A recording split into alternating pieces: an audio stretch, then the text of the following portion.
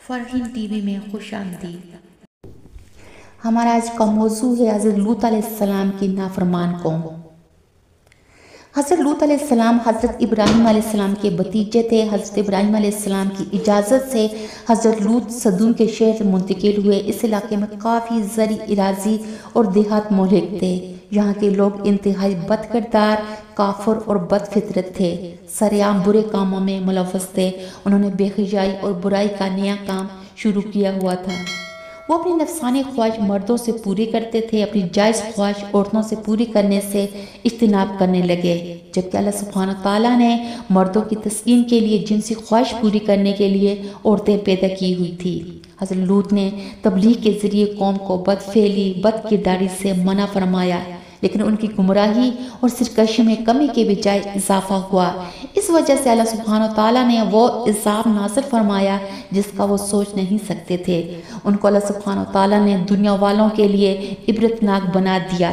جب حضرت لوط نے ان کو دعوت تبلیغ دی، اللہ سبحانہ تعالیٰ کی عبادت کی طرف بلایا، لیکن انہوں نے اپنے پیغمبر کی بات نہ مانی اور حضرت لوط کو ان کی بستی سے نکالنے کا ارادہ کر لیا۔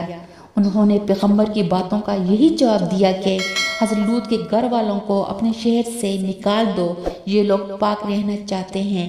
اگر دل و دماغ سے سوچا جائے تو یہ خوبی تھی، وہ لوگ پاک تھے، لیکن ناسمجھ قوم اس خوبی کو ان کی خامی سمجھ کر مذاق بنا رہی تھی۔ اس بنا پر ان کو شہر بدر کرنے کا ارادہ کر لیا تھا۔ سامعین اکرام، اللہ سبحانہ تعالیٰ نے اپنے پیغمبر حضرت لوط علیہ السلام کو بغیر آپ کی بیوی کے گھر کے تمام افراد کو بہت احسن طریقے سے اس گھر سے نکال دیا اور ان کو اس غلیظ جگہ سے بچا لیا جس بستی کو بدبودار نمکین پانی کی جھیل سے تبدیل کر دیا گیا، جس میں غرق ہو کر وہ لوگ جہنم کی آگ کا ایندھن بننے والے تھے۔ دوستو، حضرت لوط علیہ السلام کی قوم نے ان کی دعوت کو اس وجہ سے رد کیا، اس سے منہ موڑا کہ وہ بے حیائی کا کام چھوڑنا نہیں چاہتے تھے۔ ان کو اس کام میں لذت محسوس ہو رہی تھی، ہر غلط کام میں ملوث تھے، وہ راستوں میں ڈاکے ڈالتے، مسافروں کو لوٹتے، دوستوں سے خیانت کرتے، اجتماعی مقامات پر فحش باتیں، فحش حرکات کرتے، بعض جگہ مجلس میں بھی بدفعلی کا ارتکاب کرتے۔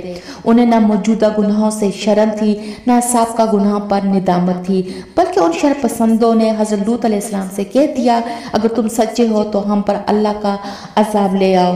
حضرت لوط علیہ السلام نے مجبور ہو کر قوم کے لیے بد دعا فرمائی اور اللہ سبحانہ تعالیٰ نے اپنے نبی کی دعا قبول فرمائی اور ان لوگوں کو سزا دینے کے لیے اپنے فرشتے بھیجے جو حضرت ابراہیم علیہ السلام کے پاس سے ہو کر آپ کو حضرت اسحاق کی خوشخبری دی اور حضرت لوط علیہ السلام کی قوم پر عذاب کی خبر دیتے گئے۔ حضرت ابراہیم ان کی بحث ہوئی۔ حضرت ابراہیم کو امید تھی کہ وہ قوم حضرت لوط کی بات سن کر کبھی نہ کبھی تو اسلام لے کر آئے گی، لیکن اللہ سبحانہ تعالیٰ کا فیصلہ آ چکا تھا، قوم کو سزا مل کے رہے گی۔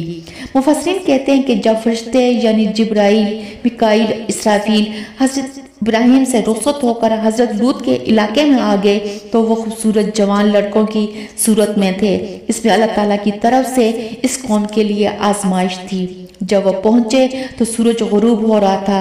انہوں نے حضرت لوط سے مہمان بننے کی اجازت طلب کی۔ حضرت لوط علیہ السلام نے سوچا، میں نے ان کی مہمانی نہ کی اور کوئی شخص ان کو مہمان بنا کر لے جائے گا، جبکہ وہ لوگ انتہائی بد کردار تھے۔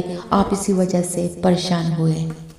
سامعین اکرام، حضرت لوط جانتے تھے کہ مہمانوں کی حفاظت اس بستی میں ایک مشکل کام تھا، لیکن ان کو اس بات سے شرم بھی آ رہی تھی کہ کیسے منع کریں، اس لیے آپ ان کے آگے آگے گھر کی طرف چل پڑے اور اشاروں میں اپنی باتیں کہی کہ وہ کسی اور بستی میں جا ٹھہریں۔ آپ نے ان سے کہا، اللہ کی قسم میں نہیں جانتا کہ روز زمین پر اس بستی والوں سے زیادہ گندے اور خبیث لوگ بھی ہوں گے۔ پھر تھوڑا سا چلے، پھر یہی بات کہی۔ اسی طرح آپ نے 4 بار یہی بات دہرائی۔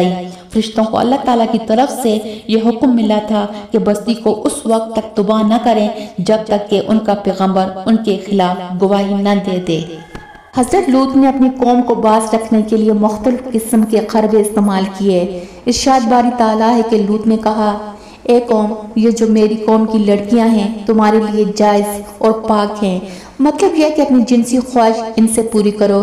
لیکن قوم کب ماننے والی تھی؟ حضرت لوط کی قوم میں کوئی بھی ایسا نہ تھا جو شرافت اور نیکی کی راہ پر ہو، سب بدکار تھے، ان کو عورتوں کی چاہت ہی نہ تھی، اس طرح راغب ہی نہیں ہو پا رہے تھے۔ حضرت لوط علیہ السلام کی قوم پر آخر عذاب مسلط ہو گیا۔